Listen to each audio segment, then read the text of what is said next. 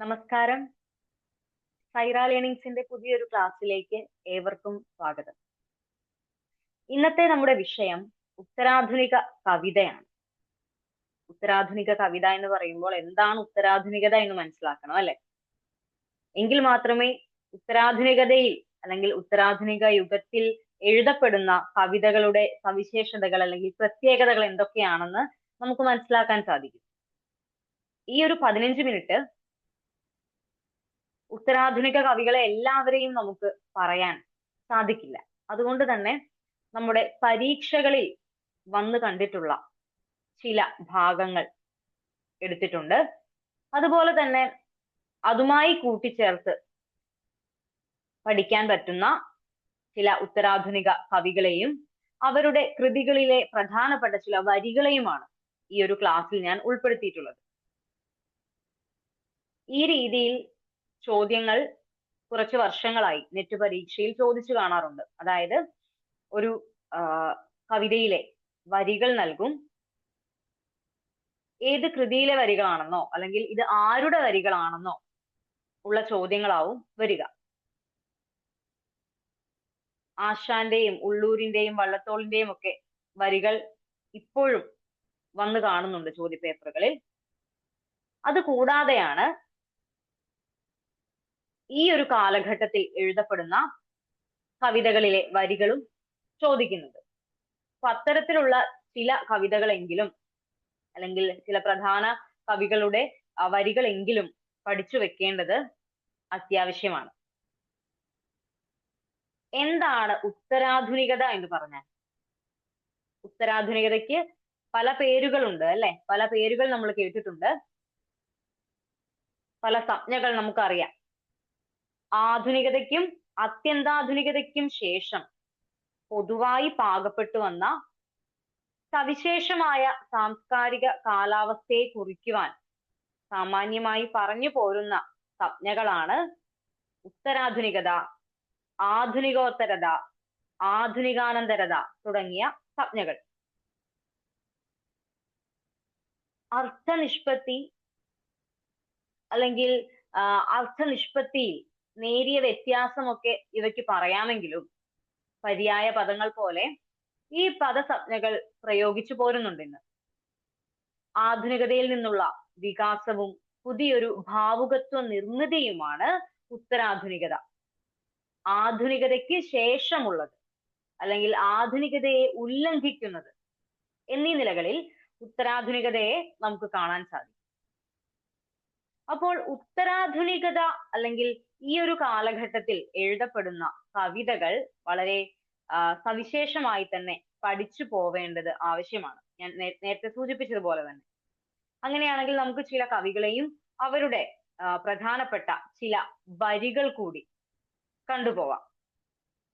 ആദ്യമായി ഞാൻ എടുത്തിട്ടുള്ളത് TP രാജീവന്റെ രാഷ്ട്രതന്ത്രം എന്ന കവിതയിലെ ഒരു 4 വരികളാണ്. രാഷ്ട്രതന്ത്രം എന്ന കവിതയിലെ വരികളാണ്. അത് ശ്രദ്ധിക്കുക. കവിതയിൽ മയക്കുമരുന്ന് ഒളിച്ചു കടത്തിയതിന് അയ്യപ്പ പണിക്കരെ മാൻഹാട്ടനിലെ കോടതി തൂക്കിക്കൊന്നു. ഇതാണ് കവിതയിലെ വരികൾ. ഇദ്ദേഹത്തിന്റെ കവിതകൾ, TP രാജീവന്റെ കവിതകൾ മലയാളത്തിൽ ഉത്തരാധുനികതയെ രൂപപ്പെടുത്തുന്നതിൽ വലിയ പങ്കു വഹിച്ചിട്ടുണ്ട്.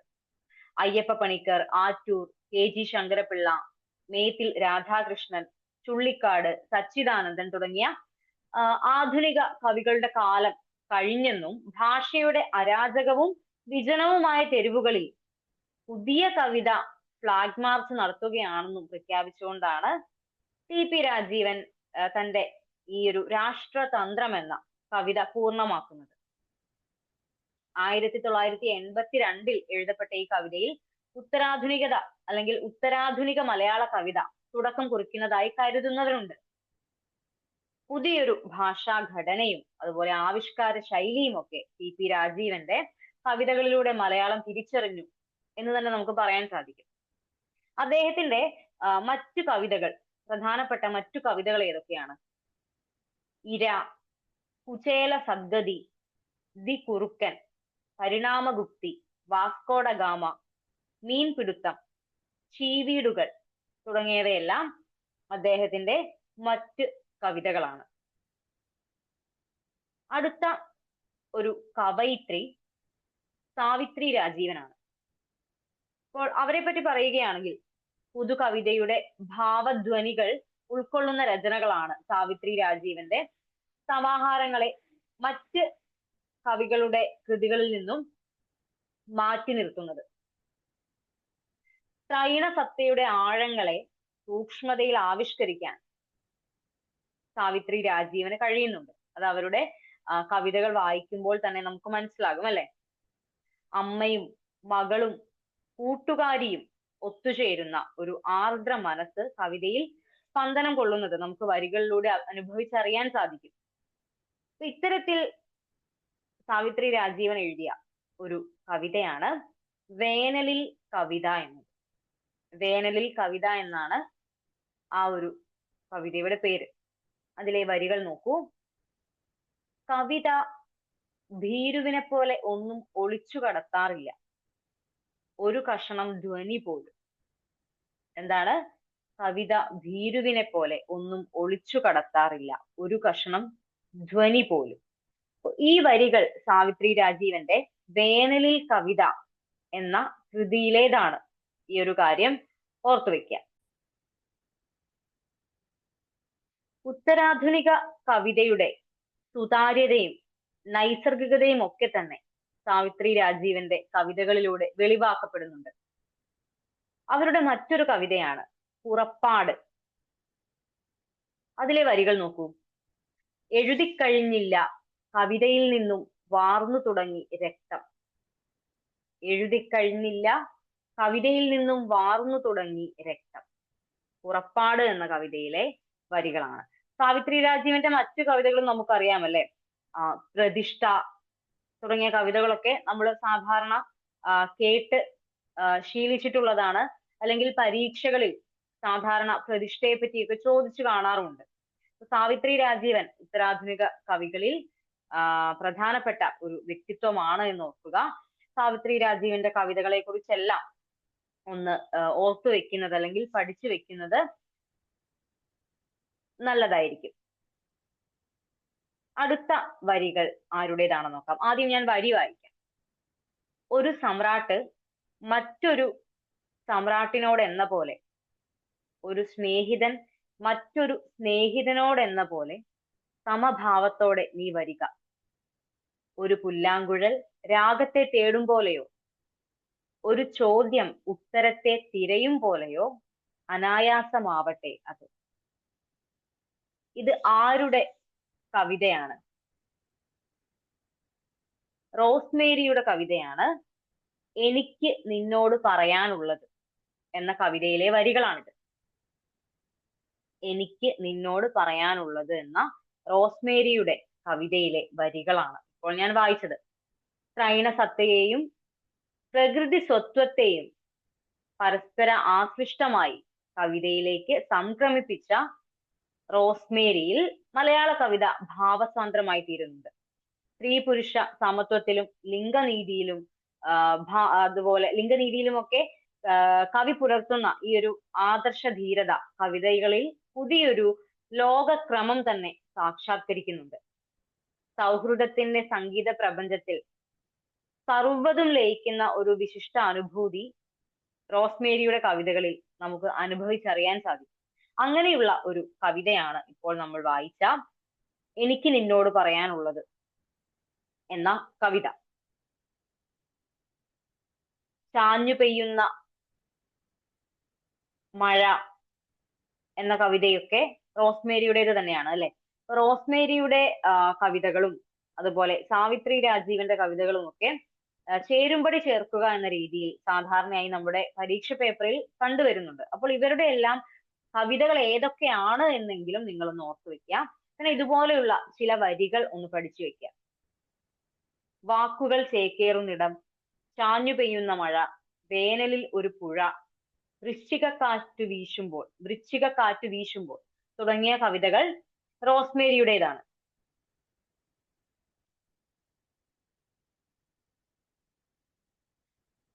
അടുത്ത ഒരു കവി ആലങ്കോട് ലീലാകൃഷ്ണനാണ്. കവിതയിൽ കാലം തെറ്റി സഞ്ചരിക്കുന്ന ഒരു യാത്രികനായി അദ്ദേഹം തന്നെ തന്നെ വിശേഷിപ്പിക്കുന്നുണ്ട്. ഉത്തരാധുനിക കാവ്യഭാവനയെ പാരമ്പര്യ കാവ്യധാരയിൽ ലയിപ്പിച്ചെടുക്കുകയാണ് അദ്ദേഹത്തിന്റെ കവിതകൾ, അല്ലെങ്കിൽ അദ്ദേഹത്തിന്റെ രചനാ ശൈലി അങ്ങനെയാണ്. വൃത്തബോധത്തിൽ ഉറച്ച ഒരു വാഗ്മയ ലോകമാണ് ആലങ്കോട് ലീലാകൃഷ്ണന്റെ കവിതകൾ തുറന്നു തരുന്നത്. വൈലോപ്പിള്ളി, പി ഇടശ്ശേരി ഇവരുടെ എല്ലാം പാരമ്പര്യത്തിന്റെ ഒരു ഉത്തരാധുനിക കാല തുടർച്ചയാണ് അദ്ദേഹത്തിന്റെ കവിതകൾ എന്ന് നമുക്ക് പറയാൻ സാധിക്കും. അദ്ദേഹത്തിന്റെ ഒരു കവിതയിലെ വരികൾ നോക്കുക. ഞാൻ ഒരാൾ മാത്രം എന്റെ മോണിറ്ററിൽ ദൂരെ ദൂരം വളർന്നു പോവും സൈബറിൽ വേറെ ഏതോ പ്രപഞ്ചസാരങ്ങളിൽ ഭൂമി കൈവിട്ട ഒരു ഏകാന്ത യാത്രകൾ, എങ്കിലും പാതിരാത്രികൾക്കപ്പുറം കൺ തുറക്കുന്നിതെന്ത് വെൺമുല്ലകൾ, പിൻനിലാവിൽ ഒരച്ച നക്ഷത്രമായി വന്നു വീണ്ടും വിളിക്കുന്നിതൊരാൾ. ഇത് ഒരു സൈബർ കവിതയാണ്. സൈബർ ഭാവനയിലും അദ്ദേഹം നിലാവ് വിരിയിച്ചെടുക്കുന്നത് നമുക്ക് കാണാൻ സാധിക്കും. അപ്പോ അദ്ദേഹത്തിന്റെ മറ്റ് കവിതകളിലേക്ക് കടക്കുമ്പോൾ ഹിന്ദോളം, നിലാസാധകം, സഹയാത്രികൻ, ഭൂമി പുരുഷൻ, കവിജന്മം, കാലപ്രമാണം, വിരാട് പുരുഷൻ, ജിപ്സികൾ, പുഴമലയാളം തുടങ്ങിയവയും ആലങ്കോട് ലീലാകൃഷ്ണന്റെ മറ്റ് കൃതികളാണ്, മറ്റ് കവിതകളാണ് എന്ന കാര്യം ഓർത്തു വെക്കുക. അടുത്ത വരികൾ നോക്കൂ. ഇത് വളരെ പ്രധാനപ്പെട്ട വരികളാണ്. ഒന്നിലധികം തവണ നെറ്റ് പരീക്ഷയിൽ വന്നിട്ടുള്ള ഒരു ചോദ്യം കൂടി ആണിത്.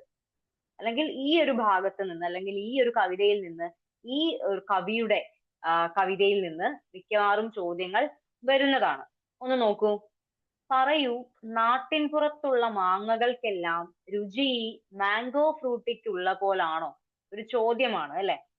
പി രാമചന്ദ്രന്റെ മാമ്പഴക്കാലം എന്ന കവിതയിലെ വരികളാണ്. അത് ഞാൻ വായിച്ചപ്പോൾ തന്നെ നിങ്ങൾക്ക് മനസ്സിലായിട്ടുണ്ടാകും.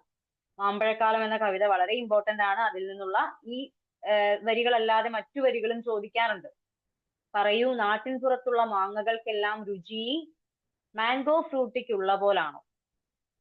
പി രാമചന്ദ്രനെ പറ്റി പറയുകയാണെങ്കിൽ അദ്ദേഹം പരിസ്ഥിതി കവിതകളൊക്കെ ഒത്തിരി എഴുതിയിട്ടുള്ള ആളാണ്, പരിസ്ഥിതി സ്നേഹിയാണ്. അപ്പോൾ അദ്ദേഹത്തിന്റെ ഈ മാമ്പഴക്കാലം എന്ന കവിത വളരെ പ്രാധാന്യത്തോടു കൂടി നാം നോക്കി കാണേണ്ട ഒന്ന് തന്നെയാണ്. ഇതിലെ വരികളും ആഗോളവൽക്കരണത്തിന്റെയും ഉദാരവൽക്കരണത്തിന്റെയും ഒരു കാലഘട്ടത്തിൽ പ്രകൃതിക്കും ജീവിതത്തിനും കവിതയ്ക്കും വന്നു ചേരുന്ന മാറ്റങ്ങളെ കണ്ട് ആവിഷ്കരിക്കുകയാണ് മാമ്പഴക്കാലം എന്ന ഈ ഒരു കവിതയിലൂടെ പി രാമചന്ദ്രൻ ചെയ്യുന്നത്. പി രാമചന്ദ്രൻ ഉത്തരാധുനിക കവികളിൽ പ്രമുഖനാണ്.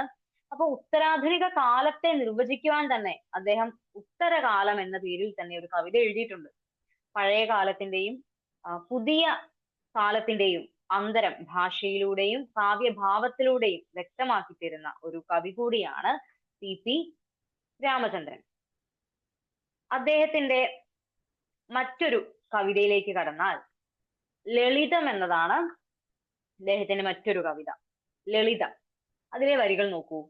ഇവിടെയുണ്ട് ഞാനെന്നറിയിക്കുവാൻ മധുരമാമൊരു കൂവൽ മാത്രം മതി. ഇവിടെയുണ്ടായിരുന്നു ഞാനെന്നതിനൊരു വെറും തൂവൽ താഴെ ഇട്ടാൽ മതി. ഇനിയും ഉണ്ടാകുമെന്നതിൻ സാക്ഷ്യമായി അടയിരുന്നതിൻ ചൂടു മാത്രം മതി. ഇതിലുമേറെ ലളിതമായെങ്ങനെ കിളികൾ ആവിഷ്കരിക്കുന്നു ജീവനെ. ഒരു കിളി ജീവിച്ചിരുന്നു എന്നതിന് തെളിവ് അല്ലെ. അപ്പൊ അത്തരം കാര്യങ്ങൾ വളരെ ലളിതമായി ഒരു കിളിയുടെ ജീവിതം, ഒരു കിളി ജീവിച്ചിരുന്നു എന്നത് വളരെ ലളിതമായി ഇങ്ങനെയല്ലാതെ എങ്ങനെയാണ് പറയാൻ സാധിക്കുക എന്നതാണ് ലളിതം എന്ന കവിതയിലൂടെ പി രാമചന്ദ്രൻ പറയുന്നത്. അദ്ദേഹത്തിന്റെ കവിതാ സമാഹാരങ്ങൾ അല്ലെങ്കിൽ കൃതികൾ കൂടി എന്ന് ഓർത്തിരിക്കണം. ചേരുംപടി ചേർക്കുക എന്നുള്ള രീതിയിൽ ചോദിക്കാറുണ്ട്. കാണെ കാണെ, രണ്ടായി മുറിച്ചത്, കലങ്കാരി, കാറ്റേ കടലെ തുടങ്ങിയ സമാഹാരങ്ങളിലെ കവിതകളെല്ലാം രാമചന്ദ്രന്റെ ഉത്തരാധുനിക കവി വ്യക്തിത്വത്തെ വിളംബരം ചെയ്യുന്നവയാണ്.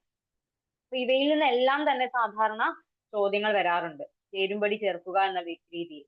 കാണെ ഇമ്പോർട്ടന്റ് ആണ്, കാറ്റേ കടലെ ഇമ്പോർട്ടന്റ് ആണ്, കലങ്കാരി എന്ന കവിതാ സമാഹാരവും പ്രധാനപ്പെട്ടതാണ്. ഓക്കെ, അടുത്ത കവി KR ടോണിയാണ്. അദ്ദേഹത്തെ പറ്റി ഒരു പരിധിയിൽ കൂടുതൽ പറയേണ്ട കാര്യമില്ല. നമ്മൾ എപ്പോഴും കേൾക്കുന്ന അല്ലെങ്കിൽ പരീക്ഷ ചോദ്യ പേപ്പറുകളിൽ എപ്പോഴും അദ്ദേഹത്തിന്റെ ഏതെങ്കിലും ഒരു കൃതിയെ പറ്റി ചോദ്യം വരാറുണ്ട് അല്ലെ. ഉത്തരാധുനിക കവിതയിൽ കറുത്ത ഹാസ്യത്തിന്, ബ്ലാക്ക് ഹ്യൂമർ എന്ന് പറയും അല്ലെ, കറുത്ത ഹാസ്യത്തിന് മുന്തിയ സ്ഥാനം നൽകിയ ഒരു കവിയാണ് KR ടോണി. മലയാള കവിതയുടെ പ്രാചീന മധ്യകാല രചനാ ശില്പങ്ങളിൽ പുതിയ കാലത്തെയും ലോകത്തെയും കൊത്തിയെടുക്കുന്ന ഒരു രചനാവിരുത് അദ്ദേഹത്തിനുണ്ട്. എഴുത്തച്ഛനെയും പൂന്താനത്തെയും കുഞ്ചൻ നമ്പ്യാരെയും ഒക്കെ ഓർമ്മിപ്പിച്ചുകൊണ്ട് കെട്ടകാലത്തിന്റെ ഈ ലോക ജീവിതം കവി കാണിച്ചു തരുന്നുണ്ട്. നേർപ്പിച്ച നർമ്മത്തിൽ ചാലിച്ച സാമൂഹ്യ വിമർശനം KR ടോണിയുടെ കവിതകളെ സവിശേഷമാക്കുന്നു. വ്യക്തവും അതുപോലെ കൃത്യവുമായിട്ടുള്ള ഒരു ചരിത്ര ബോധത്തിൽ നിന്നാണ് KR ടോണിയുടെ കവിതകൾ പിറവിയെടുക്കുന്നത്. അദ്ദേഹത്തിന്റെ കവിതകളിലെ വരികൾ അധികം ഇപ്പൊ നിങ്ങൾ അധികം കേട്ടിട്ടില്ലെങ്കിൽ കൂടി കവിതകൾ കേൾക്കുമ്പോൾ, കവിതകളുടെ തലക്കെട്ടുകൾ കേൾക്കുമ്പോൾ, കൃതികളുടെ പേരുകൾ കേൾക്കുമ്പോൾ ഇത് KR ടോണിയുടേതാണ് എന്ന് കുറച്ചു പേർക്കെങ്കിലും മനസ്സിലായിട്ടുണ്ടാകും. സമനില അദ്ദേഹത്തിന്റെ പ്രധാനപ്പെട്ട ഒരു കൃതിയാണ്. അന്ധകാന്ഡം, ദൈവപ്പാതി, ഓ നിഷാദ, പ്ലമേനമ്മായി, യക്ഷിയും മറ്റും, ഡ്രാക്കുളയും കുട്ടിച്ചാത്തനും എന്നീ കവിതാ സമാഹാരങ്ങളിലെ രചനകൾ ഓരോന്നും തന്നെ വളരെ പ്രാധാന്യത്തോടെ കാണേണ്ടവയാണ്. അപ്പൊ അദ്ദേഹത്തിന്റെ ഒരു കവിതയിലെ വരികൾ നോക്കുക. ഈ കവിതയ്ക്ക് തീരെ കനമില്ലെന്ന് ചങ്ങാതി പറഞ്ഞു. കവിതയിൽ ഞാനൊരു കല്ലെടുത്തു വെച്ചു. ആ കല്ലിൽ തട്ടി നിരൂപകർ വീണു. എന്താണ്? ഈ കവിതയ്ക്ക് തീരെ കനമില്ലെന്ന് ചങ്ങാതി പറഞ്ഞു. കവിതയിൽ ഞാനൊരു കല്ലെടുത്തു വെച്ചു. ആ കല്ലിൽ തട്ടി നിരൂപകർ വീണു. കവിതയിലെ കല്ലിന്റെ കനം തിരിച്ചറിയുമ്പോഴാണ് KR ടോണിയുടെ കവിതയുടെ ശക്തി നാം മനസ്സിലാക്കുന്നത്. ആത്മവിമർശനവും സാമൂഹ്യ വിമർശനവും ഒരുപോലെ സാധ്യമാക്കിക്കൊണ്ട് പുതിയ കാല കവിതയുടെ ശക്തനായ ഒരു വക്താവായി KR ടോണി നിലകൊള്ളുന്നുണ്ട്. ഇപ്പോൾ കാവ്യഭാഷയിൽ ടോണി കൊണ്ടുവന്ന വാമൊഴി പുതുമയും വളരെ ശ്രദ്ധേയമായി തീരുന്നുണ്ട്. അദ്ദേഹത്തിന് സമനില, അന്ധകാന്ഡം തുടങ്ങിയ കവിതകളുടെ കാര്യം കൃത്യമായി നിങ്ങളൊന്ന് ഓർത്തു വെക്കുക. അപ്പോൾ ഇത്രയും നേരം നമ്മൾ സംസാരിച്ചത് ഉത്തരാധുനിക കവിതയെക്കുറിച്ചാണ്. അതിൽ തന്നെ എല്ലാവരെയും ഉൾപ്പെടുത്താൻ കഴിഞ്ഞിട്ടില്ല. കുറച്ച് കവികളെയും അവരുടെ ചില കവിതകളിലെ വരികളെയും നമ്മൾ കണ്ടു കഴിഞ്ഞു. ഈ വരികളെല്ലാം ഒന്ന് ഓർത്തു വെക്കുക. ഏത് കൃതികളിലേതാണ് എന്ന് ഓർത്തു വെക്കുക. ആരുടെ, കവികൾ ആരാണ്, കവയിത്രി ആരാണ് എന്ന രീതി അല്ലെങ്കിൽ ആ കാര്യങ്ങൾ ഓർത്തു വെക്കുക. മിക്കവാറും കുറച്ച് വർഷങ്ങളായി നമ്മുടെ നെറ്റ് പരീക്ഷയിൽ ഈ രീതിയിലുള്ള ചോദ്യങ്ങൾ കണ്ടുവരാറുണ്ട്. അതുകൊണ്ടാണ് ഞാൻ ഈ ഒരു ടോപ്പിക് തന്നെ തിരഞ്ഞെടുത്തത്. അപ്പോൾ ഇതിന്റെ ബാക്കി ക്ലാസ്, അതായത് കുറച്ച് കവിതകൾ കൂടി നമുക്ക് പരിചയപ്പെടാനുണ്ട്, ഉത്തരാധുനിക കവിതകൾ കൂടി പരിചയപ്പെടാനുണ്ട്. അപ്പൊ ഇതിന്റെ സെക്കൻഡ് പാർട്ട് അടുത്ത വീഡിയോ ക്ലാസ്സിലൂടെ തരുന്നതായിരിക്കും. അപ്പോൾ അടുത്ത ക്ലാസ്സിൽ നമുക്ക് കാണാം.